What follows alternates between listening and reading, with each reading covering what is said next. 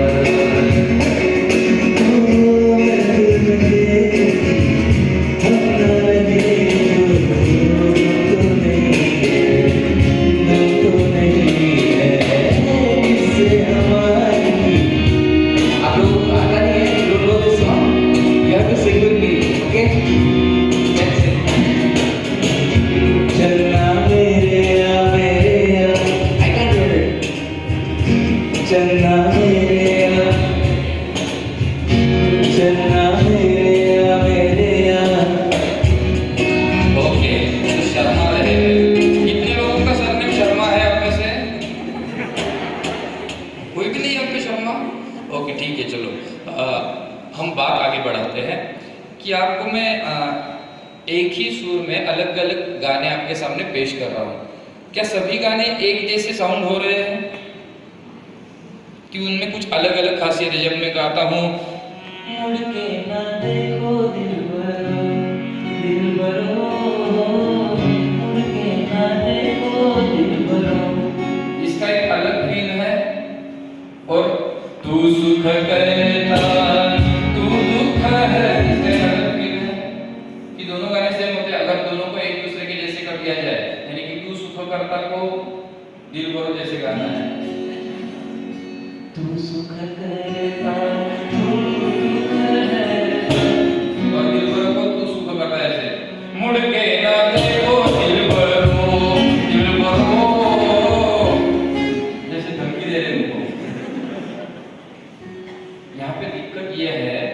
कि जब हम गाने गाते हैं, जब हम संगीत के बारे में सोचते हैं, तो ये संगीत, सॉरी मैं हिंदी में चला गया की मराठी घेऊ ना. ज्यावेळेला आपण गाणी ऐकतो, संगीत ऐकतो, त्यावेळेला काय ऐकत असतो, त्याच्यातला भाव, त्याच्यातल्या फीलिंग्स, त्याच्यातल्या इमोशन्स आपण ऐकत असतो. खरं आहे की खोटं आहे? आता समजा तुमच्या आतमध्ये एखादा निगेटिव्ह भाव चालू असेल, तर तुम्ही पॉझिटिव्ह गाणं ऐकाल का? समजा माझी गर्लफ्रेंड मला सोडून चालली आहे आणि कोणीतरी म्हणायचं, साहेब तुम्ही खूप दुःखात आहे, तुम्ही हे वालं गाणं म्हणा, हे मेरी जोहर जबी तुझे मालूम जाईल का? माझी गर्लफ्रेंड सोडून जायला की याला फार मजा येते, लगेच वाजवायला सुरुवात होते. नाही असं होणार ना. आतमध्ये काय चाललंय त्याच्यानुसारच बाहेर सगळं दिसायला लागतं. लोक आपल्याला म्हणतात पॉझिटिव्ह राहा, एकदम स्ट्रॉंग राहा, खंबीर राहा, अजिबात आयुष्यामध्ये वीक पडायचं नाही. असं कधी होणार आहे का शक्य? कोणी जाणून बुजून आजारी पडतो का? कोणी जाणून बुजून सुसाईड करतो का? कोणी जाणून बुजून चुकीच्या रस्त्यावर जातो का? कोणी जाणून बुजून व्यसन करतो का? नाही.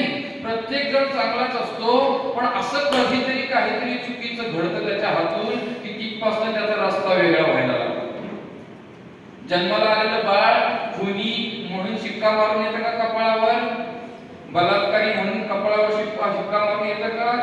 सगळेजण चांगलं म्हणूनच जन्माला येतात आणि मग नंतर असं काय होतं की ज्याच्यामुळे आपल्यावर गुन्हेगारीचा शिक्का पडतो, ज्याच्यामुळे आपल्यावरती लूजरचा शिक्का पडतो, ज्याच्यामुळे लोक आपल्याला आळशी समजायला लागतात, ज्याच्यामुळे लोक आपल्याला बेहरी समजायला लागतात. असं काय बरं होतं? तर हे सगळं जे होतं ते फक्त आणि फक्त आपल्या भिंतींच्यामुळे.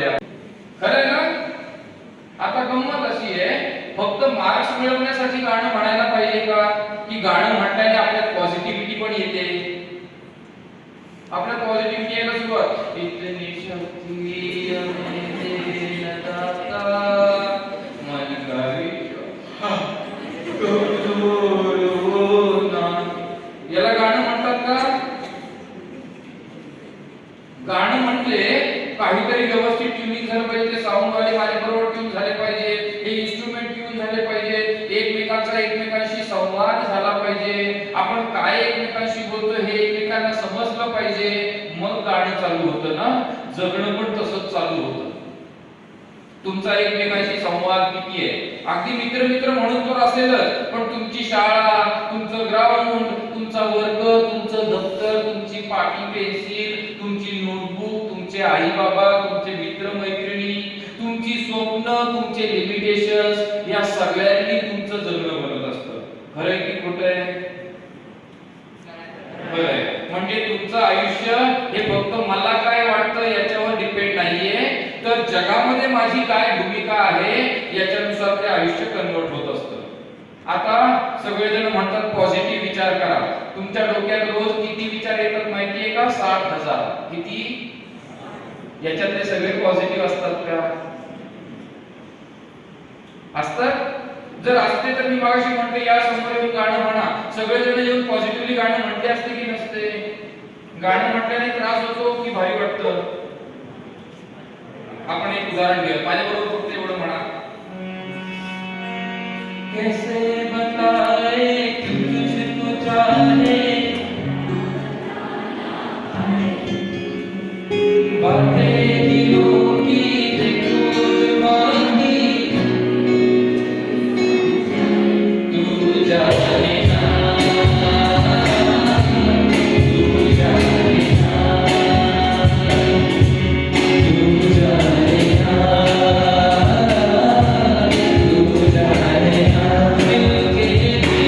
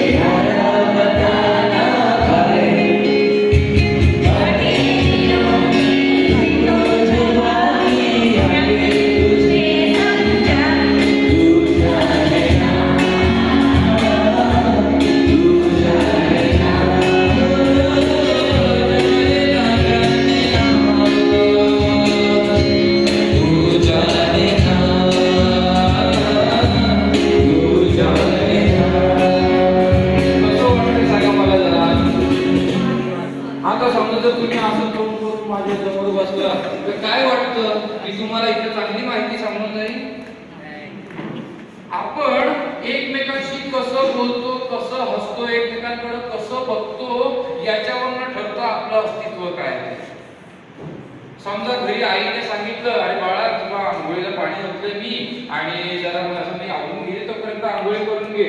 आपण म्हटलं मम्मी आज नाही जायचं शाळेमध्ये, काय वाटतं? मम्मी मग प्रेमाने हसून बोलणार आपल्याशी, थोडस जर वेगळ्या पद्धतीने मम्मी आज ना ते असं असं होतं आणि जरा डोकं लावायला सुरुवात केली ना की मग मम्मी हो असं आहे का, ठीक आहे मग नको जाऊ. बरोबर, तुम्ही कसं सांगता याच्यावर रिझल्ट होतो की नाही. आणि आपण सांगतो ना जे काही एकमेकांना, त्याला संवाद म्हणतात, कम्युनिकेशन म्हणतात. आपण संवाद फक्त शब्दांनी करत नाही, आपण कसे बघतो याच्यातनं पण संवाद होतो. आपण कसे बोलतो, आपण कसे हसतो, आपण कसे बसतो, आपण कसे उठतो, कसे चालत जातो याच्यातून संवाद बनतो. एखादा माणूस लंगडत चाललाय की धावत चाललाय की घाई चाललाय की आरामात उलट चाललाय हे त्याची बॉडी लँग्वेज बघून कळतं की नाही. मला सांगा, जर आपल्याकडे बघून लोक आपल्याबद्दल समज करून घेतात तर आपलं जगणं, वागणं, हसणं, बोलणं कसं असलं पाहिजे? कसं? चांगल्याची काही व्याख्याच नाहीये जगात. एकाने दुसऱ्याचा खून करणं चांगलं आहे की वाईट आहे? हा? पण भारताच्या सैनिकांनी पाकिस्तानच्या सैनिकांचा खून करणं, तर चांगल्या वाईटची काही व्याख्याच नाहीये जगात. कुणाला वाटतं दारू पिणं वाईट, कुणाला वाटतं सिगरेट पिणं वाईट, कुणाला अमुक वाईट, कुणाला पाहिजे ते काय चांगल्या वाईटची कल्पना. एखादा माणूस कुणाला तरी खून करायला जातो ना तेव्हा त्याच्या डोक्यात चालू असतं नाही मी त्याचा खून करणार हेच चांगलंय. एखादा माणूस जेव्हा सुसाईड करायला जातो ना तेव्हा त्याला वाटतं की नाही आत्महत्या करणंच चांगलंय माझ्यासाठी. लक्षात घ्या, या चांगल्या वाईटाचे निर्णय तुम्ही आणि आम्ही घेत नाही, आमचा मेंदू घेतो. जर मेंदू आमचा स्ट्रॉंग असेल तर तो चांगल्या वाईटाच्या व्याख्या तपासून बघतो. जर मेंदू स्ट्रॉंग नसेल तर तो या व्याख्या तपासायच्या भानगडीत पडत त्याच्या डोक्यात जे येतं तेच त्याला खरं वाटायला लागतं. समजा तुम्ही बरोबर म्हणून समोरचा चुकीचा असतो का? एक माणूस बरोबर म्हणून चार माणसं चुकीची नसू शकतात ना. एका वेळेला 400 बाजू बरोबर नसू शकतात का? असू शकतात. मग ह्या एवढ्या वेगवेगळ्या बाजूंनी विचार करण्याची कुवत जर मेंदूमध्ये नसेल तर मेंदूला काय वाटायला लागतं? मी म्हणतो तेच बरोबर, मला समजतं तेच बरोबर. आपल्या डोक्यात येणारे विचार आपल्याला बरोबर वाटायला लागतात. आणि मम्मीला काय कळते, पप्पांना काय कळते, टीचर्सला काय कळते, ते सगळे मूर्ख लोक आहेत. मला नाही, मला असंच जगायचंय, मला नाही शिकायचं, मला अमुक टपोऱ्या मुलासारखं लाईफ बनवायचंय. काय शिकून तरी काय फायदा, अमुक काय. तुम्ही जसं विचारांना दिशा द्याल ना तसं तुमचं डोकं भन्नाट धावत राहील. एखाद्याला अतिरेकी बनायचंय तर त्याने पण पुराण वाचलेलं आहे, त्याने पण सगळं वाचलेलं आहे, पण त्याने ठरवलं अतिरेकी बनायचंय, मेंदू अतिरेकीच बनायचंय. सो लक्षात घ्या, तलवार बनवता येते आपल्याला, बॉम्ब बनवता येतो, त्याच्याने स्वसंरक्षण पण करता येतं. चालेल, पबजी खेळायला सोपं आहे. ओके, चला मी तुम्हाला 13 Pro Max दिलाय मस्तपैकी आणि त्याच्यामध्ये कुठलाही ऍप्लिकेशन नाहीये. त्याच्यात ना पबजी खेळता येत, ना फोटो काढता येत, ना इंटरनेट चालू, ना वायफाय, काहीच नाही. त्याच्यात एकही ऍप्लिकेशन नाहीये. काय आवाज येत मला, लोड करा, अपलोड करा. ओके, त्याच्यामध्ये चांगल्या गोष्टी अपडेट करा तर तो यूज करता येईल. किती लाखाला मिळतो तो? 1,35,000. किती आता? 1 लाख. आणि कस्टमरनं घेतलं तर आणि लंडनवरून मागवलं तर 90,000. सगळ्याचा रिसर्च करून बसले. गंमत अशी आहे की 1-1.5 लाखाचा मोबाईल घेतला ना तर त्याच्या अपडेशनचे आम्ही विचार करतो. हा मोबाईल किती जणांच्याकडे आहे? किती हजाराचा आहे तो? ओके, प्राइसलेस आहे. प्राइसलेस आहे की युजलेस आहे? प्राइसलेस आहे. ओके, आता या मोबाईलचा एक बेसिक ऍप्लिकेशन आहे एक्सेप्टन्स. कुठला ऍप्लिकेशन आहे? तो ऍक्सेप्टन्स जर नसेल तर तो ना माणूस आजारांशी मुकाबला करू शकत, ना नवीन रिस्पॉन्सिबिलिटी घेऊ शकत, ना एखादं गाणं म्हणू शकत, ना दुसऱ्याशी संवाद साधू शकत. का? कारण त्याच्याकडे ऍक्सेप्टन्सच नाहीये, एखादी गोष्ट स्वीकारायची वृत्तीच नाहीये. आता तुमच्या मेंदूमध्ये ऍक्सेप्टन्स नावाचं सॉफ्टवेअर आवश्यक आहे का? आहे नक्की. चला मग ते रोज अपडेट करण्यासाठी तुम्ही काय करता? बघा, अपडेट केलं तर प्राइसलेस होईल हा. नसेल अपडेट करत कोणी तर युजलेस असेल हा. तुम्हाला काय वाटतं, आयुष्यात चांगल्या जबाबदाऱ्या घ्यायच्या, काहीतरी आई वडिलांचं नाव रोशन करून दाखवायचं, आपल्या पायावर उभं राहायचं, चांगले संस्कार घ्यायचे, हे सगळं करण्यासाठी, हा सगळा ऍटिट्यूड पकडण्यासाठी आपला ऍक्सेप्टन्स चांगला पाहिजे. मग ऍक्सेप्टन्स कशाने अपडेट होतो? एखाद्या पिक्चर मध्ये गाणं चालू असतं बघा, तू न मेरे बादशाह एक वादे के लिए एक वादा. चालतं ना असं? ऐकलं का तुम्ही? नसेल ऐकलं. ई मायनर रे बाबा. ला देना मुझे है अलविदा, है तुझे जीना है मेरे बिना. सफर ये है तेरा, है अलविदा मेरा, तुझे जीना है मेरे बिना. काय होतं? पिक्चर मधल्या स्टोरीज आपण घुसल्यासारखे वाटायला लागतो ना. आपल्याला वाटतं आपलीच गरज चालली की काय. खरं सांगा, खोटं सांगू नका. वाटतं की नाही? का बरं वाटतं?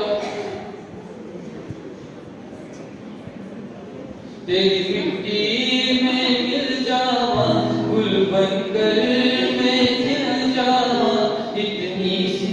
असं चालू झालं ना की आपल्याला वाटतं तिथे पंजाब मध्ये गेलोय म्हणून. होतं ना असं की नाही होत? का बरं होतं? कारण संगीताच्या माध्यमातून माणसाचा ऍक्सेप्टन्स वाढतो. आणि म्हणून पिक्चर मध्ये गाणी असू दे किंवा अगदी अंडरवेअरची जाहिरात असू द्या टीव्ही वरती, बघा तुम्ही मागे म्युझिक लावलं जातं. न्यूज चॅनल बघता का? न्यूज चॅनलच्या मागे पण म्युझिक चालू असतं. का? कारण लोकांचा ऍक्सेप्टन्स वाढावा, आणि तो ऍक्सेप्टन्स वाढला की ते ती वस्तू विकत घ्यायला तयार होते. जर संगीताच्या माध्यमातून ऍक्सेप्टन्स वाढतो, ऍक्सेप्टन्स महत्त्वाचं सॉफ्टवेअर तुम्ही सगळ्यांनी मान्य केलं. जर संगीताच्या माध्यमातून आपला ऍक्सेप्टन्स वाढत असेल तर संगीताचा उपयोग टाइमपास म्हणून करायला पाहिजे की मेंदूला अपडेट करण्यासाठी केला पाहिजे? थोडंसं स्कॅन करा. मी काही तुम्हाला सांगायची गरज नाही. तुमचं तुम्ही स्कॅन करा की अशी कोणती गाणी आपल्याला माहिती आहे की ज्याच्यातनं आपला ऍक्सेप्टन्स वाढतो. उदाहरणार्थ सकाळी उठल्या उठल्या चालू करायचं, हम तेरे बिना अब रह नहीं सकते, तेरे बिना क्या वजूद मेरा. काय वाटतं, याने ऍक्सेप्टन्स वाढेल का? तुमचं तुम्ही बघा बाबा, मला नाही काय माहिती. तुमच्या आई बाबांनी सकाळी गाणं लावलं चालू केलं, दुखी मन मेरे सुनो मेरा कहना, जहां नहीं चैन. काय वाटतं, त्याचा ऍक्सेप्टन्स वाढेल का? आपण म्हणतो ना, बरेचसे पालक शिक्षक म्हणतात की मुलांच्या मध्ये रिस्पेक्ट असला पाहिजे ना. आमची इच्छा काय, मुलांच्या रिस्पेक्ट. आता जर त्यांचा ऍक्सेप्टन्स चांगला नसेल तर ते सूर बदलतात ना. शब्द तेच आहे, वाक्य तेच आहे, पण हे सूर आपोआप कसं काय बदलतात? कारण हे संगीत ही एक नॅचरल ऍप्लिकेशन आहे, नॅचरल सॉफ्टवेअर आहे, जे तुमच्या आमच्या प्रत्येकाच्या मोबाईल मध्ये देवाने देऊन पाठवले. आपल्याला या ऍप्लिकेशनचा जर वापर करायचा असेल ना, तर सगळ्यात आधी काही अँटीव्हायरस डेव्हलप करा आपल्या आतमध्ये, की एखादं गाणं ऐकल्यानंतर माझा ऍक्सेप्टन्स वाढतो की कमी होतो. एखादं गाणं ऐकल्यानंतर माझी पॉझिटिव्ह लाईन चालू होते की निगेटिव्ह लाईन चालू होते. साधी सोपी सोपी गाणी आहेत. एखादं गाणं जेव्हा चालू होतं तुमच्या समोर, डार्लिंग तेरे लिए मैं झंडू बाम हुई, डार्लिंग तेरे. आता हिंदी बदनाम झाली म्हणजे काय झालं असेल त्याच्या बाबतीत? तुम्ही म्हणाल साहेब आम्ही एवढा विचार करत नाही, पण मेंदू करतो, त्याचं काय करायचं? बघा, वर्गामध्ये टीचर शिकवत असतात E = mc². सांगा एनर्जीचा. आणि आमच्या डोक्यात बद्दच काय चालत चालेल ना, बोराडली होती त्याच्यामध्ये. आणि ते सांगतात ते पण चालू असतं बरं का. टीचरला वाटतं माझ्याकडेच बघतोय, पण याच्या डोक्यात होतच काय चालू असतं. होतं असं की नाही होत? का बरं होतं? कारण तुमच्या मेंदूवर तुमचा कंट्रोलच जगातल्या कुठल्याच माणसाचा नाहीये. आपण जर भाजी आणायला गेलो मार्केटमध्ये ना, तर तिथे काहीतरी आपण भाजी घेता घेता गाणं चालू असतं तिथे काहीतरी माग बनठणके मुटियारा या पटोला बनके. घरी येतो तरी डोक्यात बनठणके मुटियारा. शाळेत मन चालू आहे याच्या डोक्यात बनठणके मुटियारा. बरं खरं सांगा असं होतं की नाही? का बरं होतं? म्हणजे एखाद्या दाढीवाले सर येऊन कसं तुमचे जे काही दाढीवाले सर कोणी दिसत नाही, पण ते सर आतमध्ये आल्या आल्या याला वाटायला लागतं पुष्पा. आपण डोक्यात येतं ते. हे तुमच्याच नाही, जगातल्या प्रत्येक माणसाच्या डोक्यात येतं. का बरं? कारण आपल्या मेंदूचा फ्रंटल लोब नावाचा जो पार्ट आहे ना, तो बनलाय याच्यासाठी, जास्तीत जास्त विचार करण्यासाठी. हा फ्रंटल लोब जेवढा जास्त ऍक्टिव्ह राहील तेवढा जास्त सक्सेस आपल्याला मिळेल. पण हा जर फ्रंटल लोब चुकीच्या पद्धतीने ऍक्टिव्हेट झाला तर, हा फ्रंटल लोब पॉझिटिव्ह वेने ऍक्टिव्हेट करण्यासाठी तुम्हाला शाळेत आल्याला प्रार्थना करायला सांगतात ना. तुम्ही जेव्हा म्हणता इतनी शक्ती हमें देना दाता, तर ते फ्रंटल लोब पर्यंत पोहोचलं पाहिजे. नाहीतर इतनी शक्ती हमें देना दाता, काय वाटतं इथपर्यंत पोहोचेल का? लक्षात घ्या की आमच्या फ्रंटल लोबला चांगल्या चांगल्या गोष्टी पोहोचवण्यासाठी या प्रार्थनांसारख्या सिस्टीम बनवल्या. आणि त्या जर आम्हाला नाही करता आल्या, वापरता आल्या, हल्ली ज्याला काय म्हणतात माहिती का, पॉवर नॅप. तुम्ही जर कुठल्याही मोठमोठ्या कंपन्यांच्यात गेला तर तिथे तुम्हाला समजेल जे लोक मेंदूचं काम करतात, मेंदूने काम करतात, जास्त स्ट्रेसफुल काम करतात, त्यांना कंपल्सरी 3 तासानंतर एक पॉवर नॅप दिली जाते. का? कारण तुम्ही 10 तास काम करता कंपनीत की 12 तास, याच्याने काही फरक नाही पडत. दिलेलं काम कंप्लीट करताय की नाही याने फरक पडतो. नुसतं 12 तास कंपनीत थांबला आणि पंच करून गेला ओव्हर टाइम करून, तर त्याच्याने काही फरक नाही पडणार कंपनीला. तू 6 तासच काम कर, पण क्वालिटी एवढी चांगली दे की 12 तासाचं काम त्या 6 तासात झालं पाहिजे. आता गंमत अशी आहे की तुमचा मेंदू एवढं सगळं काम कधी करेल, ज्या वेळेला त्याचा फ्रंटल लोब रिफ्रेश असेल तेव्हा. तुम्हाला एक उदाहरण देतो. एक्झाम हॉल मध्ये बसल्यानंतर बघा कधी कधी ना पेपर असा येतो ना की असं वाटतं कालची मॅच नसती बघितली तर बरं झालं असतं. अभ्यास करायचं म्हणते हे तर हे प्रश्न मी वाचलो का उत्तर वाचायचं राहून गेलं, काही डोक्यात आठवतच नाही आपल्याला, पूर्ण ब्लँक झाल्यासारखं वाटतं. मग पेन हातात घेऊन इकडे मार, आधी चेक कर हा दाखवतोय का तो दाखवतोय का, सगळं करून होते चमत्कार, पण आठवत काहीच नाही. पश्चाताप होतो. मग असं वाटतं पुढच्या वेळी नक्की अभ्यास करेन, यापुढे वेळ जेव्हा परमेश्वरा कसं तरी कर रे, पण नाहीच काही होत, काही सुचत नाही. शेवटला सगळेजण पुरवण्या घ्यायला लागतात, सप्लिमेंट घ्यायला लागतात. मग आपले डोकं हळूहळू लाल वाटायला लागते, सगळेजण लिहितात मी एकटाच पोहोचलोय.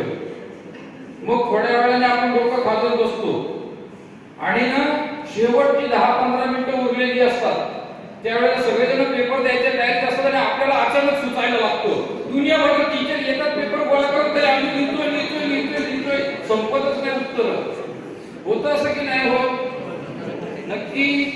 मला वाटतं माझ्या एकट्याचीच बाबतीत होतं, सगळ्यांच्या बाबतीत होतं. असं का होतं?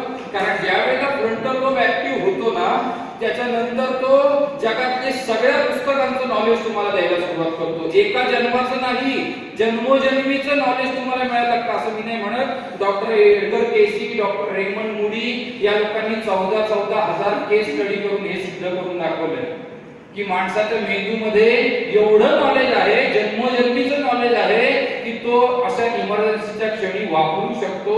पण त्याच्यासाठी त्याचा फ्रंटल लोब ऍक्टिव्ह झाला पाहिजे आणि फ्रंटल लोब ऍक्टिव्ह होण्यासाठी आतमधले ऍक्सेप्टन्स नावाचे जे ऍप्लिकेशन्स आहेत ते चालू झाले पाहिजे. आणि म्हणून एक्झामला बसताना बघा एखादी हुशार मुलगी, एखादा हुशार मुलगा असतो, तो डोळे बंद करतो, ओम नमो भगवते वासुदेवाय, जरा 2 मिनिटं शांत डोक्याने सगळं चालू करतो. आणि एकदा का जर ती टीक बसली की नंतर पुढचा सगळा प्रवास सोपा होऊन जातो.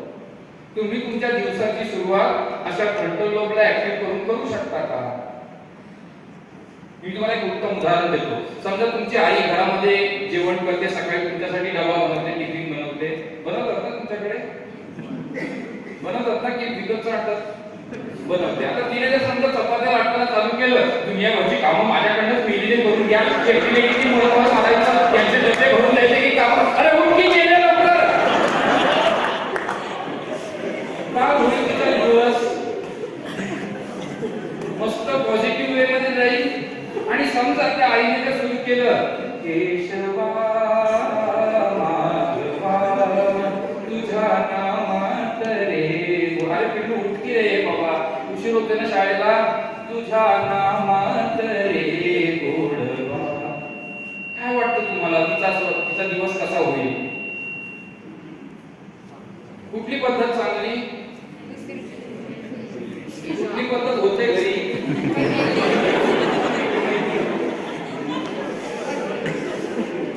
लक्षात घ्या, आपण आपल्या वर्तनातून, आपल्या जगण्यातून काही मेसेज डिलिव्हर करत असतो. जर तुम्ही घरी जाऊन, मला माहिती आहे की सगळ्यांची आई काय लगेच केशवा माधवला गाणार नाही, पण जर आईसाठी तुम्ही गायलं तर फरक पडेल का? मी तुम्हाला गंमत सांगतो आणि मेडिकल सायन्स मध्ये खूप महत्त्वाचं सत्य सांगतो. वय वर्ष 45 ते 55 असा वयोगट आहे की स्त्रियांना त्या वयामध्ये स्वतःच्या हार्मोनल बॉडीवर कंट्रोलच नसतो. हार्मोनल बॉडी माहितीये, आपला मूड स्विंग करणारे आपले हार्मोनल चेंजेस. म्हणजे आपण म्हणतो ना, आई का सारखी वैतागलेली असते, तिला बिचारीला माहितच नसतं आपण वैतागलेलो आहोत. का? कारण निसर्गाने तिच्यावर अत्याचार चालवलाय, तिचं मातृत्व बंद करायला घेतलंय. जसं बाळ होण्यासाठी शरीरात काही बदल होत असतात, तसं बाळ होणं बंद होण्यासाठी या 45 ते 55 वयोगटामध्ये स्त्रियांच्या शरीरात प्रचंड मोठे बदल होत असतात. आणि या बदलांना सामोरं जाताना तिला तिच्या मूडवर कंट्रोलच राहत नाही. आपण सकाळपासून तर मस्त होती, आता काय झालं वैतागायला तिला बिचारीला कळतच नाही आपण कधी वैतागलो. आपण म्हणतो, आई तुला 1000 वेळा सांगितलं मला हा प्रश्न विचारू नको, कशाला पुन्हा विचारते? भांडायला लागतो ना आपण दात खाऊन. तुम्ही लहान होतात ना त्यावेळेला आई तुम्हाला फटका द्यायची, हे पाय नको हलवू रे, तरी आपण फटका खायचो, चोळत बसायचं, पुन्हा पाय हलवायला लागायचं. असं व्हायचं ना? बघा तुम्ही लहान मुलं कशी करतात. आपण तोंडामध्ये पोट घालायचो, आई फटका द्यायची, आणि तोंडात पोट नको, आपण थोड्या वेळाने पुन्हा तोंडात पोट घालायला लागायचं. का? कारण आपल्याला कळतच नाही हे आपण का करतोय, निसर्ग आपल्याकडे करून घेतोय. तशी आई टेन्शन मध्ये असते, आई विनाकारण कटकट करते, आई छोट्या छोट्या गोष्टींच्यावर भडकते. याचं कारण काय? तिला माहितच नाही हे सगळं ती करते, निसर्ग तिच्याकडनं करून घेतोय. त्याला म्हणतात मेनोपॉज. आता जर तुमच्या आईला एवढ्या सगळ्या प्रसंगांना सामोरं जावं लागत असेल, तर तुमच्या आईला मदत करण्यासाठी कुठलं सरकार मदतीला धावून येईल? राहुल गांधीचं की नरेंद्र मोदींचं? बराक ओबामा येईल का? कोण येईल? सोनिया गांधी. कुणी मदत करायला पाहिजे तुमच्या आईला? तुमच्या आईच्या सारखीच अवस्था तुमच्या वडिलांची आहे. वय वर्ष 55 ते 65 असा वयोगट आहे. तुमचे आजोबा असतील, वडील असतील, तर त्या 10 वर्षामध्ये त्यांना कळतच नाही ते का टेन्शन मध्ये राहतात, का किटकिट करतात, का त्यांच्याकडे उद्वेग तयार होतो, हे त्यांना कळतच नसतं. पण निसर्ग चमत्कार घडवतो आणि त्यांच्या आतमध्ये हे सगळ्या प्रोसिजर चालू होऊन जातात. आता जर त्यांना शांत नाही करता आलं, आपण त्याला रिफ्रेशमेंट म्हणतो, त्याला जर रिफ्रेश नाही स्वतःला करता आलं, तर रोज गुडघ्याचा पाय खोला असं रोजच्या रोज त्यांच्याकडनं चुका वाढत जातात. त्याला म्हणतात OCD, obsessive compulsive disorder. OCD मध्ये काय होतं? एकच चूक माणूस वारंवार करायला लागतो. म्हणजे दरवाजाला लॉक लावून आला तरी पुन्हा जाणार चेक करायला लागलाय की नाही, बघू दे एकदा बघू. 4-4 वेळा फोन करून सांगणार, हे बघ जरा मी तो लॉक लावलाय की नाही ते. आई अशीच करते ना कधी, जेवण वाढून ठेवते आणि तिला सांगितलं बाई जेवतो 5 मिनिटं थांब, जराशी एवढी सिरियल संपू दे, तरी पण ती पुन्हा सांगणार, अगं बाई जेवण वाढलंय बघ, अगं बाई जेवण वाढलंय बघ. आपल्याला इरिटेट व्हायला होतं. का? कारण आपण म्हणतो की ती एकच गोष्ट वारंवार करते. आता ही तिची चुकी आहे की तिचा आजार आहे? आजार आहे. मग आजारावरती उपचार कोणी करायचा? आपण करायचा. आपण करणार असाल तर मी तुम्हाला एक सोपी गोष्ट सांगतो. जगातला कुठलाही उपचार 3च गोष्टी करतो: रेस्ट, चेंज आणि एनर्जी. काय? याच्याशिवाय जगात कुठल्याही मेडिसिन मध्ये कुठलाही उपचार नाही. तुम्ही तुमच्या आईला रेस्ट, फिजिकल रेस्ट देऊ द्या किंवा नका देऊ, पण जर कधीतरी आई बिचारी तिथे भांडी घासतीये तर बाजूला जा आणि तिच्या तिथे बसून म्हणा, एखादं गाणं सुरू करा. निमोणीच्या झाडा मागे चंद्र झोपला ग बाई. काय वाटतं? आईला रेस्ट मिळेल की नाही मिळणार? आणि तुम्ही तिथे जाऊन चालू पाणी पाणी पाणी पाणी मेरा सारी सारी, काय वाटतं? रेस्ट मिळेल का? हेच करायला पाहिजे असं काही नाही. एखादं दुसरं चालू करा. आज जाने की जिद ना करो, यूं ही पहलू में बैठे रहो. आपण करू शकतो का असं? कोण करणार सांगा जरा मला. हे सुजकी कोण करणार? मी त्याला लगेच 500 रुपयाचं बक्षीस पण देतो आणि त्याला आयडिया पण सांगतो हे कसं करायचं. प्रॉब्लेम काय माहितीये का? आपण हो बऱ्याच गोष्टींना बोलतो पण आपण करू शकत नाही. हे गाणं बोलायची गरज आहे असं काही नाही. मी तुम्हाला आणखी दुसरे ऑप्शन सांगतो. एक तर 200 रुपयाची सेरोटोनिनची गोळी घेऊन जा तिला, पण त्याचे साइड इफेक्ट होतात. हळूहळू माणसाची मनस्थिती आणखी वेडावत जाते आणि मग सुसाईड टेंडन्सी किंवा इमोशनल ब्लॅकमेलिंग असं सगळं चालू होऊन जातं. सो 200 रुपयाची गोळ्या औषधं देऊ शकता, तिच्यासाठी एखादं गाणं म्हणू शकता, किंवा जर तुम्ही तुमच्या आईला किंवा वडिलांना रोज 20 सेकंदासाठी मिठी मारत असाल, किती? त्याला हगिंग थेरपी म्हणतात. जर तुम्ही तुमच्या आईला किंवा वडिलांना रोज 20 सेकंदाची मिठी मारली तरी त्या 20 सेकंदात तिची संपूर्ण हार्मोनल बॉडी रेस्ट मिळवते. काय करू शकता? गाणं म्हणू शकता का? मिठी मारू शकता का? काही नाही तर तिच्या मांडीवरती काय काम करत असेल ना तर अगदी जवळचा तिच्या आणि तिच्या मांडीवरती डोकं ठेवून 3.5 मिनिटं झोपा. किती? 3.5 मिनिटात तिची संपूर्ण बॉडी रिफ्रेश होऊन जाते. तिला नॉर्मलाइज व्हायला लागतं, तिला नॉर्मल वाटायला लागतं, तिला उत्साह येतो, तिला चैतन्य येतं, तिला ताकद येते. का तर तिचं बाळ स्वतःहून तिच्याकडे आलं. पण प्रॉब्लेम असा आहे की आमचं बाळ मोठं व्हायला लागलं ना, आता आई काय करेल? काय बावळटासारखी करते. सगळ्या मित्रांच्या देखील मला पप्पी नको घेत जाऊ का, लांब राहशी. आता मी मोठा झालो ना. आम्ही जसजसे वयाने वाढत जातो, अनुभवांनी वाढत जातो, डिग्र्यांनी वाढत जातो, पैशाने वाढत जातो, तसतसे आमच्या आजूबाजूला भिंती बांधत घेतो. लाजेच्या, शरमेच्या, भीतीच्या, लोक काय म्हणतील, जगाला काय वाटेल, कोणी मला हसेल की काय, आणि मीच करायला पाहिजे का, दुसऱ्या कोणी केलं तर नाही चालणार का, आणि सगळे कुठे करतात, आता मी कशाला करायला पाहिजे. 1-2 नव्हे, हजारो भिंती आम्ही आमच्या आजूबाजूला बांधून घेतलेल्या असतात. या भिंतींच्या पलीकडे आम्ही पण जात नाही आणि आईला पण आतमध्ये येऊ देत नाही. आमचं नातं याने भक्कम होईल का? तुम्ही सांगा, सगळ्यात वाईट ज्या वेळेला कंडिशन तुमच्या आयुष्यात येईल, सगळ्यात मोठा लॉस असेल, सगळ्यात मोठा प्रॉब्लेम असेल, सगळ्यात मोठी समस्या असेल, त्यावेळेला तुमच्यासाठी कुठला डॉक्टर अवेलेबल असेल? तुमच्या जवळची माणसं की कुठले विकसचे डॉक्टर्स? मग ही जवळची माणसं जी ट्रीटमेंट देतील ती जगात कुठे विकत घेता येईल का? मग ह्या जवळच्या माणसांच्या बरोबरचं रिलेशन कधी डेव्हलप करायचं?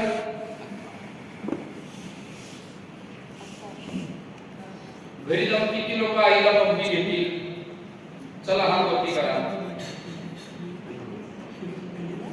Very good, very good, good good. हे पहिलं पाऊल आहे तुमचं, जे तुम्ही हात वरती करताय ना, हे पहिलं पाऊल आहे. किती लोक आईला मिठी मारतील, वडिलांना मिठी मारतील? Very good. एक गोष्ट लक्षात घ्या, मला एक छोटंसं फक्त कारण सांगा. जर तुम्ही आई वडिलांना मिठी मारली, पप्पी घेतली, तर तुमच्या आतमध्ये पॉझिटिव्ह हार्मोनल चेंजेस होतील की निगेटिव्ह? आणि आई बाबांच्या? मग याच्यासाठी लाजायची गरज आहे का? मंगेश पाडगावकरांची एक खूप छान कविता आहे. ते म्हणतात, दार उघड, दार उघड, चिवताई चिवताई दार उघड, दार असं लावून जगावरती कावून किती वेळ डोळे मिटून आत बसशील, आपलं मन आपणच खात बसशील. मोकळा वारा यायलाच हवा, मोकळा श्वास घ्यायलाच हवा. फुलं जशी असतात तसे काटे असतात, सरळ मार्ग असतो तसे फाटेही असतात. गाणारे मैना असतात, पांढरे शुभ्र बगळे असतात, कधी कधी काळे कावळे देखील असतात. कावळ्यांचे डावपेच पक्के असतील, त्यांचे आपल्या घरट्याला धक्केही बसतील, पण चिवताई तरी सुद्धा जगात वावरावंच लागतं. आपलं मन आपणच सावरावं लागतं. सगळंच कसं होणार आपल्या मनासारखं? आपलंही आपल्याला होणार असतं पारखं. मोर सुंदर नाचतो म्हणून आपण का सुन्न बसायचं? कोकिळ सुंदर गातो म्हणून आपण का खिन्न व्हायचं? तुलना करीत बसायचं नसतं ग. प्रत्येकाचं वेगळेपण असतं. प्रत्येकाच्या हात फुलणारं एक फूल आहे, प्रत्येकाच्या हात खेळणारं एक मूल आहे. फुलणाऱ्या त्या फुलासाठी, खेळणाऱ्या त्या मुलासाठी दारू घड, दारू घड, चिवताई चिवताई दारू घड. निराशेच्या पोकळीत काही सुद्धा घडणार नाही. तुमचं दार बंद म्हणून कुणाचंही अडणार नाही. पहाटेच्या रंगात तुझं घरटं झालं, तुला शोधत फुलपाखरून नाचतही आलं, पण चिवताई तुला कळलंच नाही. आपलं दार बंद होतं, डोळे असून अंध होतं. बंद घरात बसून कसं चालेल? जगावरती रुसून कसं चालेल? दार उघड, दार उघड, चिवताई चिवताई दार उघड. आपल्या मनाचा हा दरवाजा, या भिंती कोणी उघडायच्या? आपल्या आपण की इतर कोणी? आपण म्हणतो कोणीतरी येईल आणि आमचं मोटिवेशन करून जाईल. मोटिवेशनने जग सुधारत असतं तर ज्ञानेश्वर महाराजांनी कमी केलं होतं का? तुकाराम महाराजांनी, बाबासाहेब आंबेडकरांनी, शिवाजी महाराजांनी कमी मोटिवेट केलं होतं का? मग का तरी पण आम्हाला गरज लागतीये? मोटिवेशन पेक्षा सेल्फ रिकन्सिलिएशन जास्त महत्वाचं आहे. तुम्हाला एखादी गोष्ट पटली ना, ती 100% पैकी 2% जरी इम्प्लिमेंट केलीत ना, तरी त्याच्यात जास्त फायदा होईल. 2% ते 4% आणि 4% ते 40% कधी होतील कळणारच नाही. पण एक पाऊल स्वतःहून उचलायला शिकलो पाहिजेत ना आपण. नातं बनवायचं, नातं निभवायचं म्हणजे फार मोठा खर्च करायची गरज नाही. मी सांगितलं तसं घरी जा, आई भांडी घासत असेल, बाबा काही काम करत असतील, त्यांच्यासाठी एक मस्त गाणं म्हणा.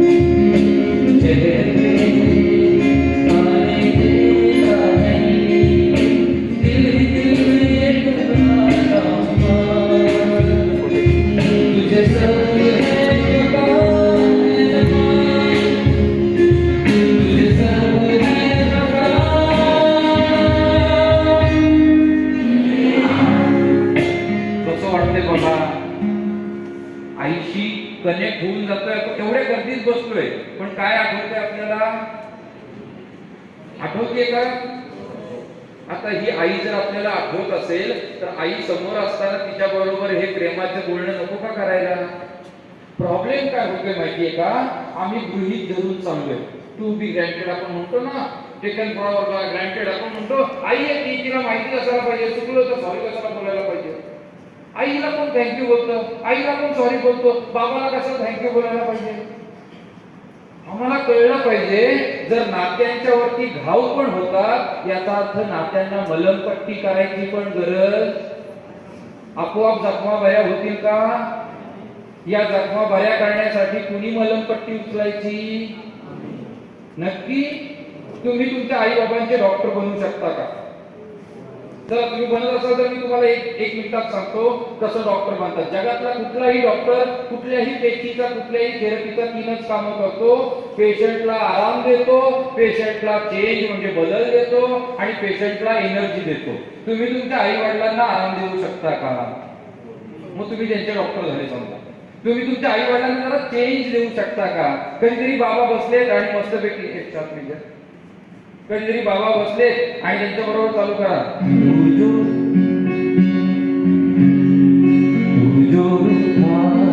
तो कौन हंसेगा, तू जो रूठा तो कौन हंसेगा, तू चुप है तो ये डर लगता है, अपना मुझको अब कौन करेगा, तू ही वजह तेरे बिना बेवजह बेकार हूँ मैं, तेरा यार हूँ मैं,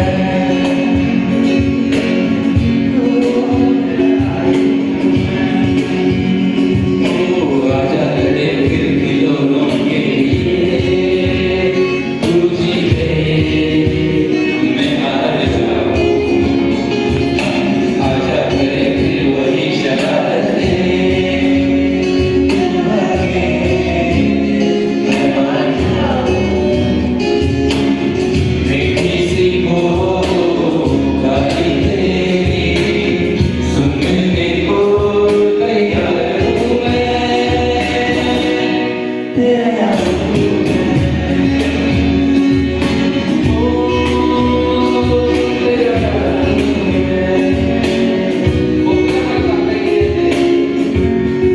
कधीतरी बाबांचा हात हातात घ्या आणि चालू करा त्यांच्याबरोबर.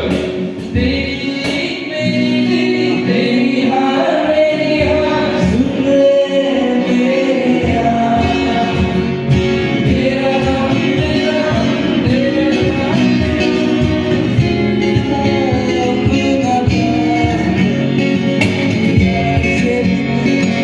तेरे लिए लेंगे जान पे भी खेलेंगे, तेरे लिए लेंगे सबसे दुश्मनी,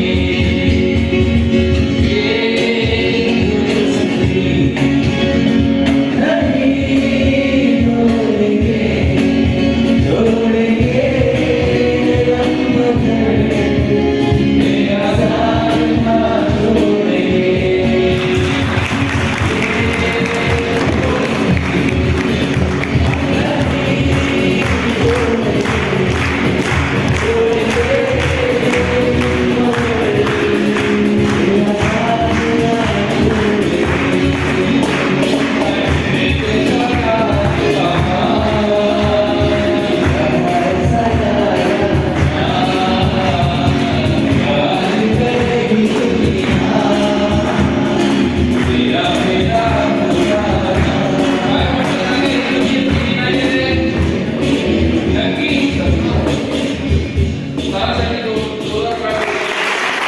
परक्या माणसांना पण एनर्जी देऊ शकतो तर आपल्या माणसांना नाही देऊ शकत का?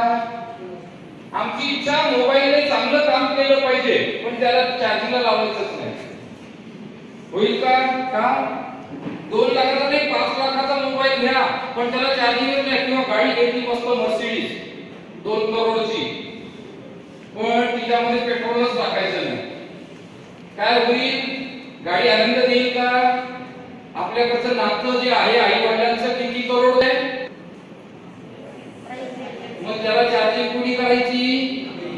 कधी ती तुम्ही त्याला आहे मिठी मारायला 4 हात वरती आले पहिला 2च हात वरती. मला सांगा की आई बाबा 4 होती होत मला चार्जिंग साठी कुणाची वाट बघायला पाहिजे? लक्षात घ्या संगीत एक सोपी आयडिया आहे. फक्त संगीत एक भाषा आहे फक्त आपल्याला एकमेकांना चार्ज करण्यासाठी कम्युनिकेट करण्यासाठी. एखाद्याने 2 शब्द प्रेमाने बोलले तरी आपण चार्ज होतो. एखाद्याने 2 शब्द जर म्हटले काहीतरी चुकीचे तर आपण डिस्चार्ज होतो. लगेच आपले हात पाय पण गळायला लागतात.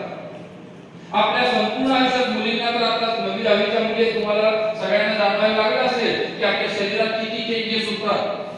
जसं मेनोपॉजच्या वेळेला तसं प्री मेनोपॉज आणि आणखी बऱ्याचशा सगळ्या गोष्टींसाठी शरीरात एवढे हार्मोनल चेंजेस होतात की आपल्या कळत नकळत आपण उदास राहायला लागतो किंवा आपल्या कळत नकळत आपण दुसऱ्याकडे अट्रॅक्ट व्हायला लागतो. जर आपण आपल्या आई वडिलांबरोबर चांगला टाइम स्पेंड नाही केला तर आपोआप नको त्या मुलांच्या नादी पण आपण लागायला लागतो.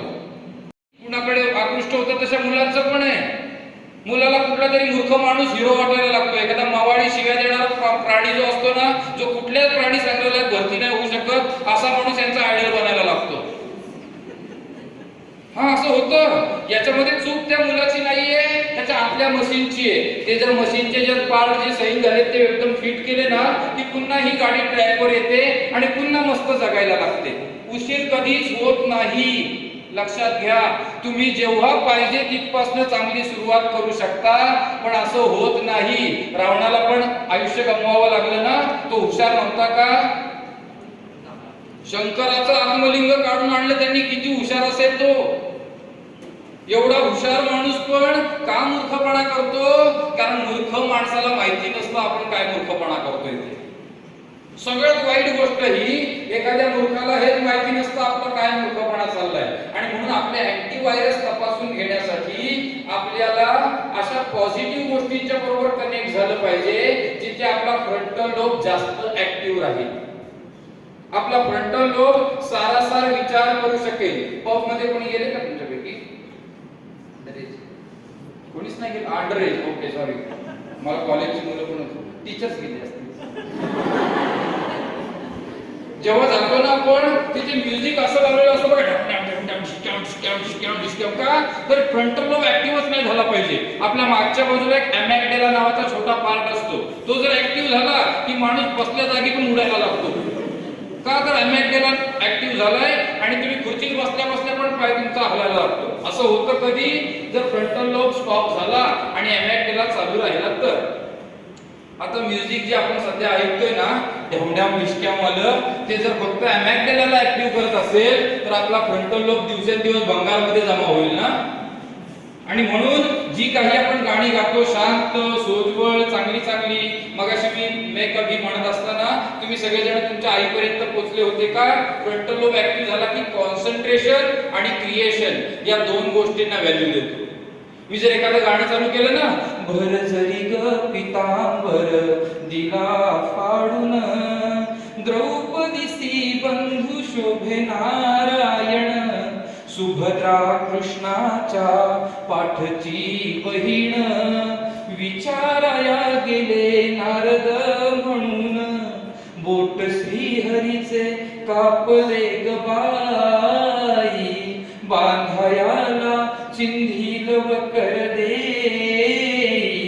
सुभद्रा बोलली शालूनी पैठणी, फाडूनी का देऊ चिंधी तुम्हास मी, पाठची बहीण झाली वैरीण, द्रौपदीसी बंधू शोभे नारायण, द्रौपदी बोलली हरीची मी कोण, परी मला त्याने मानली बहीण, काळजाची चिंधी फाडून देईन, एवढे तयाचे माझ्यावरी ऋण, धन्य तोची भाऊ धन्य ती बहीण, प्रीती ती खरी जी जगीला भाविण, भर जरी ग पिता. काय वाटतंय? गाणं ऐकताना कॉन्सन्ट्रेशन होते की लक्ष बाहेर जातंय? का बरं होतंय कॉन्सन्ट्रेशन? तुम्हाला सांगितलं मी कॉन्सन्ट्रेट करा म्हणून, मग का तरी कॉन्सन्ट्रेशन करताय तुम्ही देताय? बरं नुसतं कॉन्सन्ट्रेट होतंय मेंदू की क्रिएशन पण करायला लागलाय? ती द्रौपदी सुभद्रा सगळे डोळ्यासमोर दिसायला लागले. का बरं दिसताय? कारण संगीतामध्ये ताकद आहे तुमच्या मेंदूला कॉन्सन्ट्रेशन आणि क्रिएशन द्यायची. संगीतामध्ये ताकद आहे तुमच्या मेंदूचा फ्रंटल लोब ऍक्टिव्ह करायची. संगीतात ताकद आहे तुमच्या मेंदूचे वेगळे वेगळे ऍप्लिकेशन्स अपडेट करायची. जर ऋग्वेद, यजुर्वेद, अथर्ववेदाच्या बरोबर एक संपूर्ण वेद संगीत विषयासाठी लिहिला जातो, ज्याला सामवेद म्हणतात, तर तो टाइमपास साठी ऐकण्यासाठी बनवला असेल का? की त्याचा उपयोग करून आयुष्य सुंदर बनवायचं. आयुष्य सुंदर बनवायचं तर ते आपोआप नाही होणार, त्याच्यासाठी एक पाऊल उचलावं लागेल. जर तुम्ही ते एक पाऊल उचललं तर आयुष्य सुंदर व्हायला सुरुवात होईल. एक एक पावलाने. किती लोक तयार आहेत असं एक पाऊल उचलायला? Very good, very good. अरे वा, सगळ्यांचे झालं होते. बाळा, तुझं काय झालं पावलाला? किती वाढल्या तो चिवताईचे किती दरवाजे उघडले. ते सुरुवातीला ग्रह नव्हता तोंडून, आता बऱ्याच जणांनी वरती केले.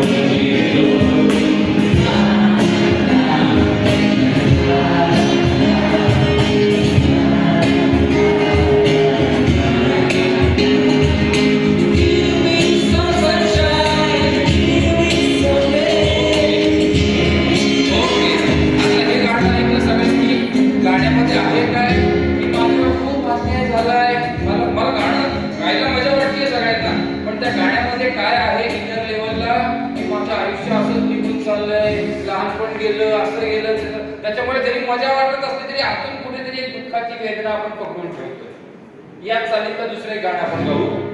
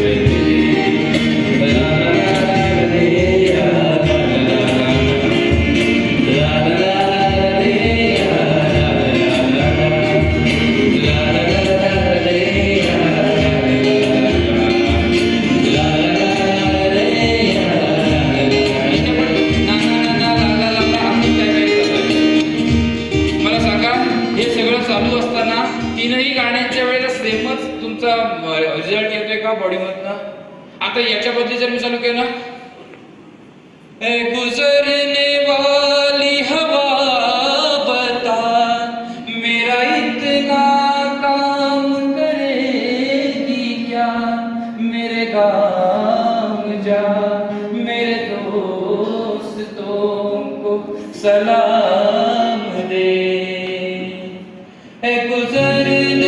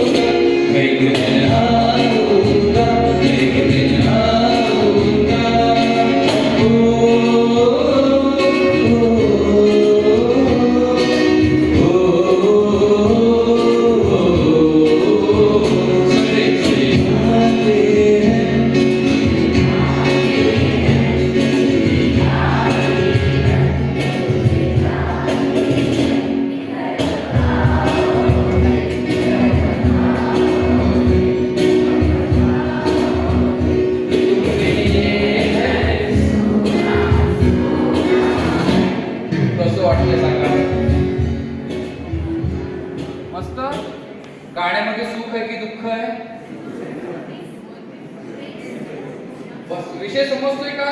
आम्ही गाड़ी कशी ऐकतो मूड नुसार. अगर मेरा कोई बहुत बड़ा दुख का काम हुआ है तो मैं दुख भरे गाने गाता रहूंगा. प्रॉब्लम यही चल रहा है कि हम सुख या दुखों में ही अटके पड़े हैं. हमें पता ही नहीं है हमारी लाइफ इन सुख और दुखों से कहीं बढ़ के ज्यादा है. जे आता तुम्हाला छोटीशी गोष्ट वाटते ना दुःखाची, ज्याच्यासाठी तुम्ही जीव द्यायला तयार होताय, ज्याच्यासाठी तुम्ही सिगरेट ओढायला तयार होताय, ज्याच्यासाठी तुम्ही चुकीची पावलं उचलताय, ही दुःख फक्त क्षणिक आहे, फक्त थोड्या वेळापुरती आहे. जर का तुम्हाला त्या दुःखांच्याकडे बघण्याचा एक नवीन दृष्टिकोन सापडला ना की आपोआप लाईफ बदलून जातं आणि आपल्याला वाटायला काय मूर्खपणा करायचं मी आधी. आता तुमच्यापैकी किती लोक माती खातात? माती खाता का तुम्ही ग्राउंड? लहानपणी खायचे ना? किती लोक तोंडात अंगठा घालतात?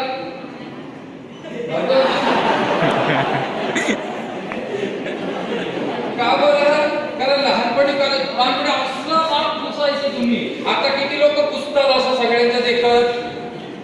होतं का असं? नाही होत का? जुन्या झाल्या गेल्या चुका विसरून आपल्याला नवीन आयुष्य सुरू करता येतं. फ्रस्ट्रेट व्हायची गरज नाही, गरज आहे एक पाऊल पॉझिटिव्ह उचलायची. आणि ते कधी उचलायला पाहिजे? वेळ निघून गेल्यावर की आता या क्षणी? चला मला सांगा मग घरी जाऊन कुठलं गाणं ऐकणार आई बाबांना? मी वापस आऊंगा.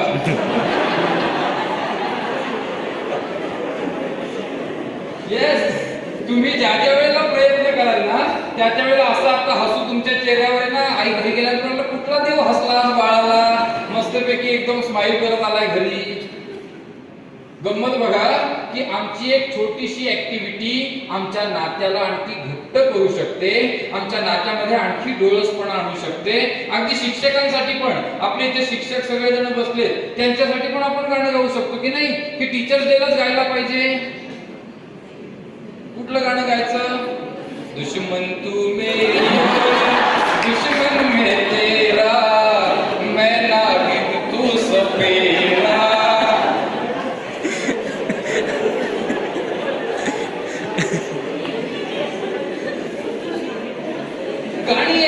गाणी तुमच्या इमोशनला न्यूट्रलाइज करून टाकतात.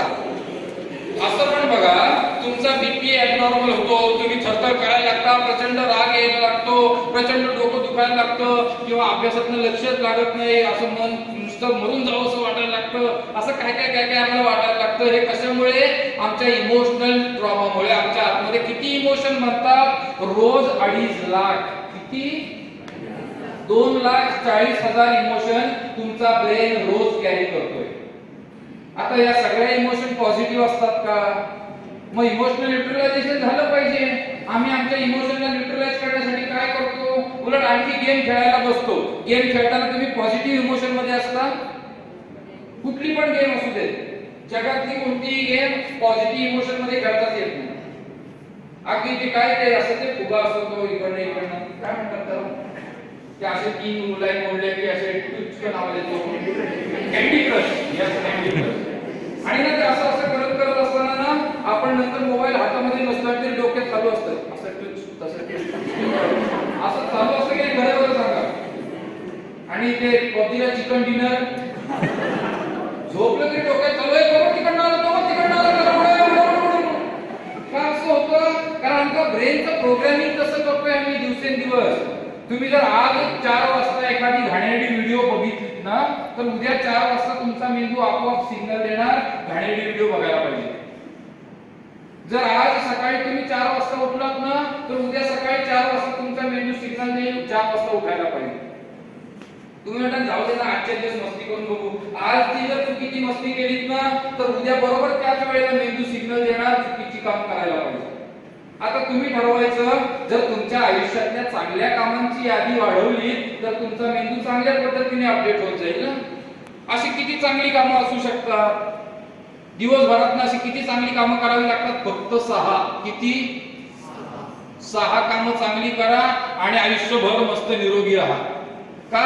कारण दर 3 तासांनी तुमचा जो मेंदू आहे तो नॉर्मल होण्यासाठी एक चांगलं काम करायला लागतं. तुमचा सकाळचा आणि दुपारचा मूड सेम असतो का?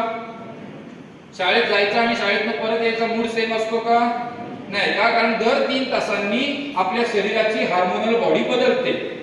आता 3 तासांनी जर या हार्मोनल बॉडीला रिफ्रेश केलं नाही, नॉर्मलाइज केलं नाही, तर आमचा मेंदू झिजत जातो आणि त्याची वर्क एफिशियन्सी कमी होऊन जाते. 18 तासांना जर डिवाइड केलं तर आपण बरोबर 3-3 तासांनी हे सगळं आपल्याला आपल्या 6 तास झोपेचे. आपण दर 3 तासांनी अशी कुठली ऍक्टिव्हिटी करू शकतो की ज्याच्यातनं मन प्रसन्न होईल, मेंदू रिफ्रेश होईल, मेंदू नॉर्मलाइज होईल. जुन्या काळच्या लोकांनी हे फुकटमध्ये सांगितले. त्यांनी म्हटलं सकाळी उठल्या उठल्या म्हणा कराग्रे वसते लक्ष्मी कर मध्ये सरस्वती. दुपारी म्हणा वदनी कवळ घेता नाम घ्या श्री हरीचे. संध्याकाळी म्हणा शुभम करोती कल्याणम आरोग्यम धनसंपदा. काय व्हायचं याच्यातनं? मेंदू हँग व्हायचा की फ्रेश व्हायचा? आता तुम्ही सांगा मला असं काय काय तुमच्याकडे. संगीत सगळ्यात सोपं आहे म्हणून संगीत वापरायचं असतं. तुम्हाला जर एखादं चित्र काढून मेंदू फ्रेश होतो तर चित्र काढा, पण जर त्याच्यात जास्त वेळ जात असेल तर संगीत एकदम सोपी गोष्ट आहे. कितीही बेसूर आवाजात गा, पण तुमच्या बाथरूम मध्ये जाऊन थंडे थंडे पाणी हे बघा मोठ्या मोठ्याने गाऊन कसं वाटतंय ते, रिफ्रेश वाटतंय की त्रास होतोय. करू शकतो का आपण? पण स्वतःला आनंद देणं म्हणजे इतरांना त्रास देणं असतं का? इथे महापौर साहेब बसलेत माझ्या बरोबर. महापौर साहेबांनी मला एक किस्सा सांगितला. साहेब म्हणे आम्ही रोज सकाळी ते ना त्यांच्या वृद्धाश्रमात काय करतात, ते कितीही बिझी असले तरी त्यांच्या वृद्धाश्रमात जे आजी आजोबा आहेत त्यांच्यासाठी स्वतःच्या हाताने नाश्ता बनवतात. सकाळचा जो सकाळचा नाश्ता असतो ते काय इडली कधी काढताना तुम्ही बघा. तुम्ही त्यांच्या फेसबुकला गेलात ना तर कधी इडली काढताना दिसतील, कधी डोसा बनवताना दिसतील, कधी चक्क भाकरी टाकताना दिसतात का? कारण ते म्हणतात सर दिवसभर कितीही टेन्शन असलं ना तरी सकाळी नाश्ता करत असताना ते आजी आजोबांसाठी मी सगळं विसरून जातो. आणि त्याच्यासाठी ते सकाळी उठल्या उठल्या नाश्ता करायला गेले की सगळ्यात पहिलं ओरडतात. काय ओरडतात साहेब? विठ्ठला तू वेडा कुंभा, विठ्ठला तू वेडा कुंभा. सांगा मला कसं वाटतंय? 1-2 ओळी कसं वाटतं? मेंदू फ्रेश होण्यासाठी, रिफ्रेश होण्यासाठी, आपली प्रोडक्टिव्हिटी, आपली क्रिएटिव्हिटी वाढण्यासाठी अशी एखादी छोटी ऍक्टिव्हिटी आपण करू शकतो का? करू शकता? तुमच्यासाठी गाणी तुमची तुम्ही निवडाल की मी थोडीशी मदत करू तुम्हाला? मदत करू? हे गाणं रोज म्हणायचं.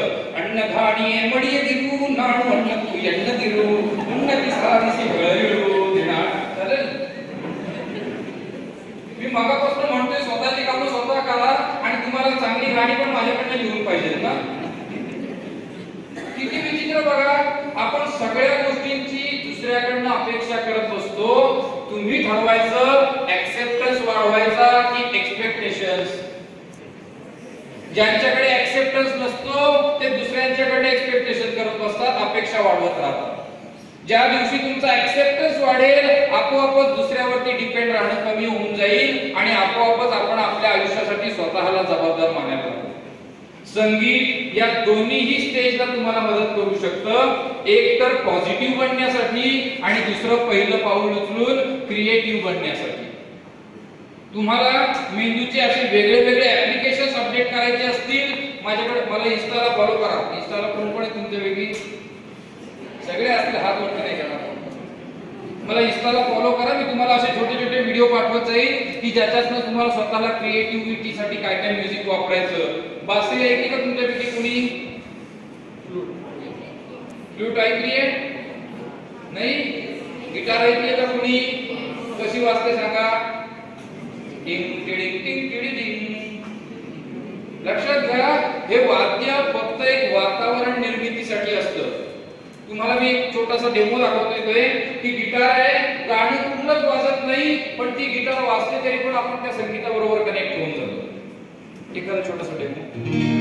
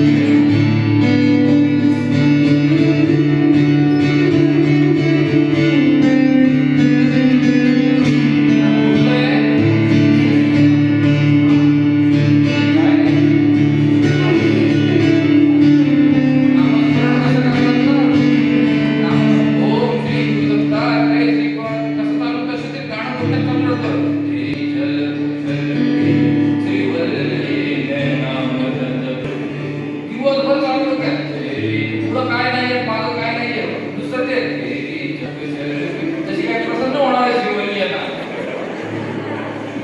ही मेंदूची काय तुम्ही मेंदूला लहान बाळ कसं असतं एका खेळत बसतं तुम्ही तुमच्या मेंदूला व्यापक व्हायची इच्छा आहे की एखाद्यावर गोल फिरत बसायची इच्छा आहे व्यापक बनलं तर नवीन नवीन क्रिएटिव्हिटी नवीन नवीन ऑप्शनला डील करेल ना यांनी आधी जे वाजवलं त्याच्यामध्ये एक गाणं नाहीये तुम्ही वेगवेगळ्या भावनांच्या लेयर्स वरती वेगवेगळ्या फिल्टर्स वरती निघून जाता याला म्हणतात जातं ऍब्स्ट्रॅक्ट म्युझिक रसाविष्कार भावाविष्कार क्लासिकल म्युझिक मध्ये ते चालतं समजा मी जर एखादं गाणं म्हणायचं झालं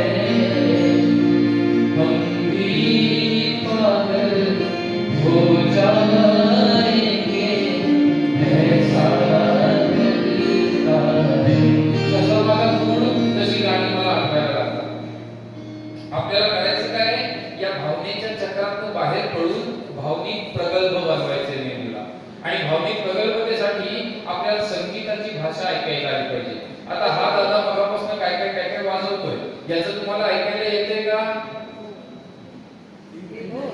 तुम्ही तर फक्त गाडीच ऐकताय त्याने काय वाजवलं सांगा बरं धिंना धिंना धिंना धिंना धिंना हे ऐकायला तुम्हाला बघू आपण काय करत होतो मी इथे 4-5 पॉइंट करत होतो 1 2 3 4 5 6 7 8 त्याच्यामध्ये जो झलक शर्ती वाजवत होता मी आणखी काय गात होतो आणि याने धरले होते 8 मात्रा 8 पॉइंट तुम्ही धरणार 8 पॉइंट मांडीवरती धरून बघा 1 2 3 4 5 6 7 8 ही 4 पुऱ्या 4 पुऱ्या 1 2 3 4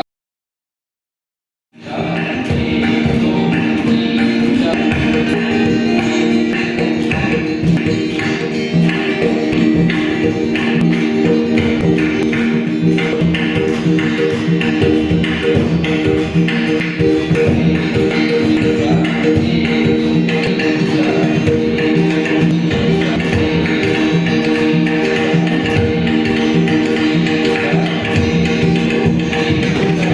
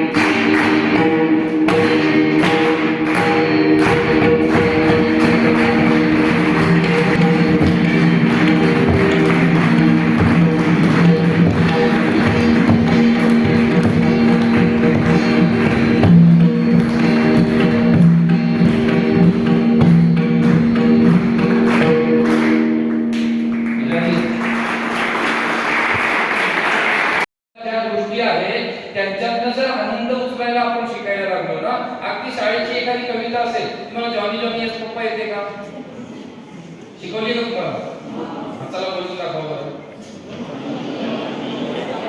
आता कशी का मला सांगा. संवाद आहे तिथे ना की जॉनी आणि त्याचे पप्पा दोघं जण आहेत. जॉनी यस पप्पा इटिंग शुगर नो पप्पा डेली. काय करते असं आहे का? आज त्याचे पप्पा हाक मारला जॉनी तो म्हणतो यस पप्पा. मोठे इटिंग शुगर नो पप्पा डेली लाईफ नो पप्पा ओपन युअर माउथ. हा अशी आहे ना कविता. आमचं जॉनी यस पप्पा इटिंग शुगर. काय करते याला संवाद म्हणतात का? हे ज्या दिवशी आम्हाला कळेल ना तेव्हा छोट्या छोट्या गोष्टींचा आनंद आम्हाला समजायला लागेल. अगदी प्रार्थना करणं, अगदी गप्पा मारणं, अगदी मस्ती करणं हे पण इनोव्हेटिव्ह असू शकतं, क्रिएटिव्ह असू शकतं. पण त्याच्यासाठी आमचा फ्रंटल लोब ऍक्टिव्ह झाला पाहिजे आणि हा फ्रंटल लोब 25 पर्यंत त्याचा पूर्ण विकासच नाही होत. तुम्ही जेवढा जास्त ताण द्याल मेंदूला तेवढा जास्त चांगला फ्रंटल लोब तुम्हाला मिळेल. मग 25 पर्यंत टेन्शन घ्यायला पाहिजे तेवढा जास्त फ्रंटल लोब आणखी विकसित होईल.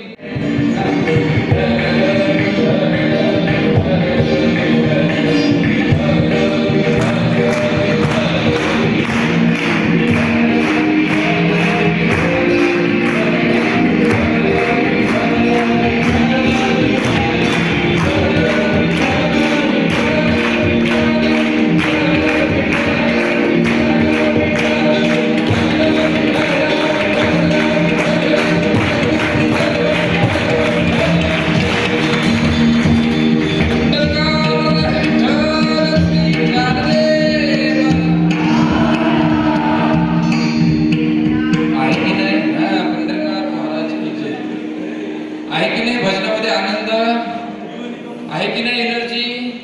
ही एनर्जी आपल्याला जर घेता आली तरच वापरता येईल.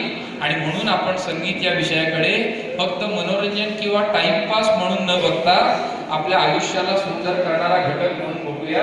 आणि जर याच्यामध्ये कोणत्याही पद्धतीची जर तुम्हाला मदत हवी असेल तर तुम्ही मला इंस्टाग्रामवरती मेसेज करा.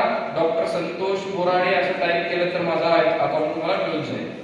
गरज आहे आपण सगळ्यांनी प्रयत्न करायची. मग आपोआपच हळूहळू हे पॉझिटिव्हिटीचे वारे आपल्या आतमध्ये घेण्याला लागले. Thank you very much. Thanks lot. So I don't know Marathi so well, but still I understood and I enjoyed it a lot.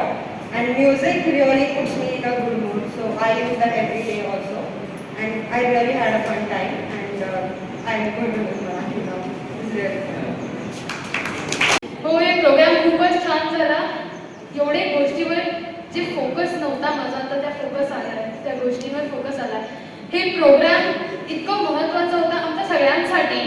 And thank you so much की तुम्ही सगळे आलात. आमचं कॉन्सन्ट्रेशन त्या एक टॉपिकवर घातलंय जे आपल्या पूर्ण लाईफसाठी खूपच इम्पॉर्टंट आहे. So thank you so much.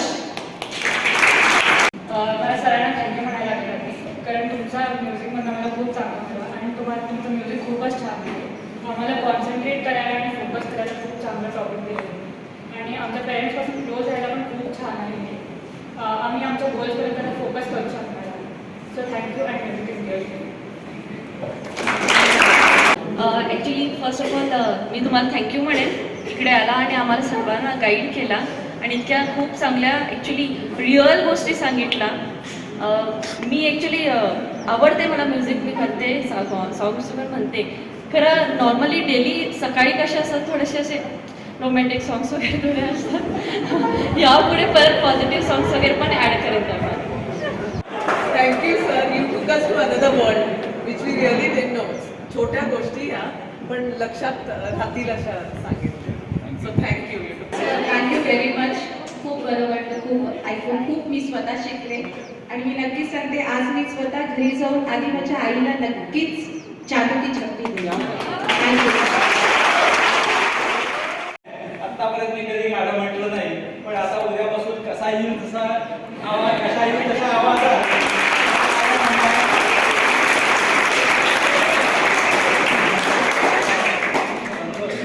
तुमचा हा प्रोग्राम खरोखर लाईफ ट्रान्सफॉर्मिंग असा आहे आणि आमच्या प्रत्येकाच्या जीवनात ह्या लहान मुलांच्या जीवनात तरी खूप फरक पडेल पण माझ्यासारख्या वृद्ध माणसाच्या आयुष्यात देखील इथून पुढं का होईना चांगला फरक पडू शकेल असा मला विश्वास वाटतो आणि आपण हा कार्यक्रम त्याबद्दल शाळेच्या वतीनं मी आपले मनपूर्वक आभार मानतो. धन्यवाद.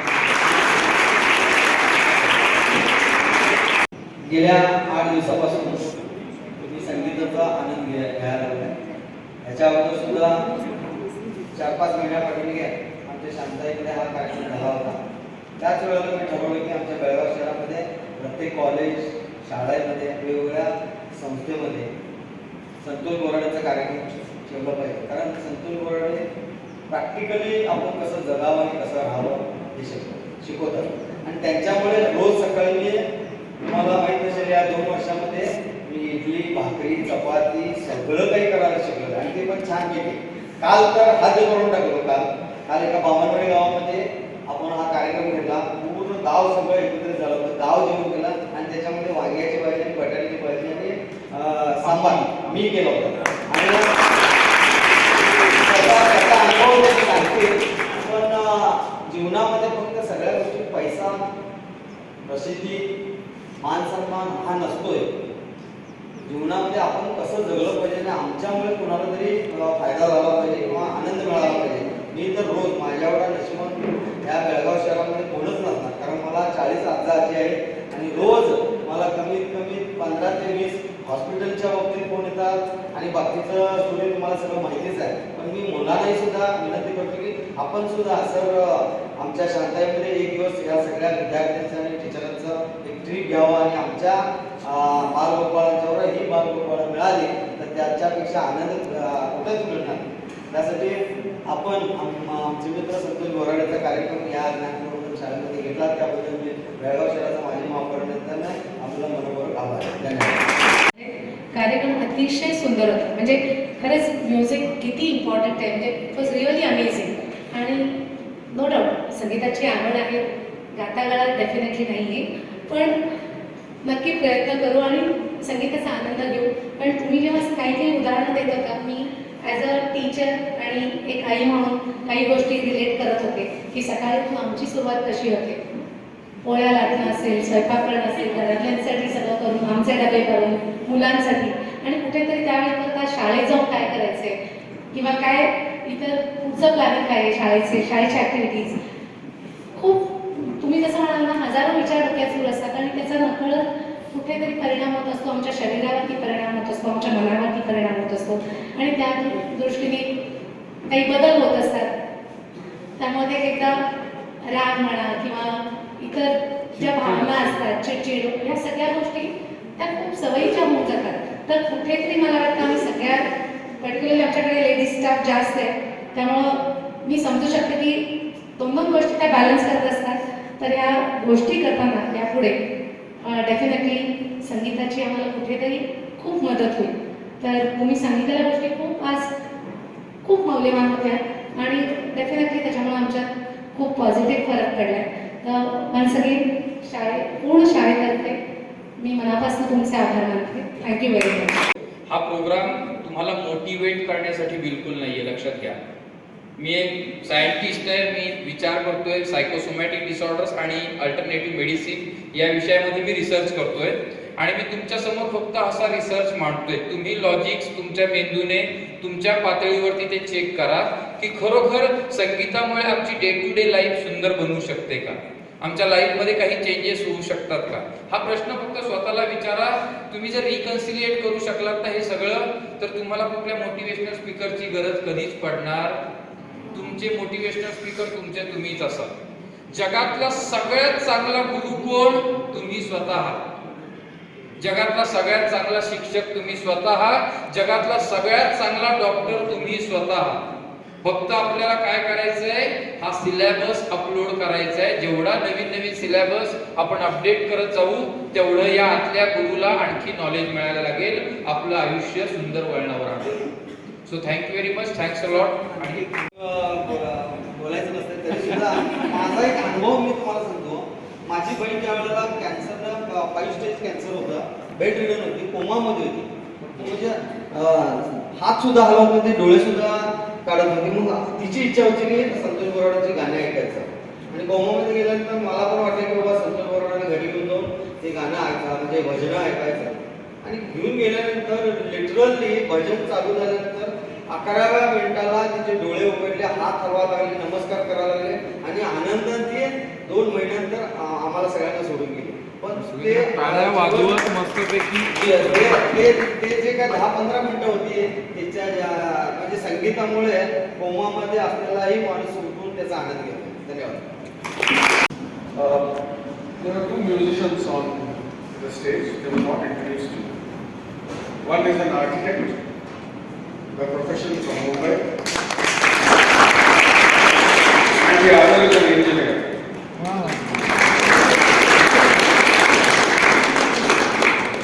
I just want to tell some of the students who are sitting this side who are also good musicians. You can do your music and also get to become something like this. And that is the reason why I am talking here. Girls, there is something that you also need to know. And Dr. Santosh said something very, very important. This is an age when your mind is wandering. And he talked of the amygdala, and he talked about the medulla oblongata, which is at the back of your brain, which is the reptilian brain. And that reptilian brain should not be used. He was telling you that you ought to use the frontal lobes. He was trying to explain to you that the front part of your brain needs to be expanded. Girls, this is very important for you because as males, we don't suffer as much as the girls who suffer to men. When I was talking to Mr. Dilip Chitnis, and I was talking to Mr. Kunteya, he happened to, both of them mentioned that when Dr. Santosh speaks, there will be some tears coming in your eyes. Not once, but 4 times. Yeah. Thank you, Santosh. Thank you very much. This program will not be successful, but for a lot of people behind the scenes. And I need to thank, Dilip Chitnis, Mr. More, my principal, the staff who's all here. They must have grumbled that what is he putting us into. But I think you will go with an open mind. And students who have been here, some of you haven't had lunch. Okay? But at least this was sumptuous. This was good. And at last, thank our secretary for giving us this opportunity. Believe me, if he wouldn't have called, the children wouldn't be here. And that made a difference.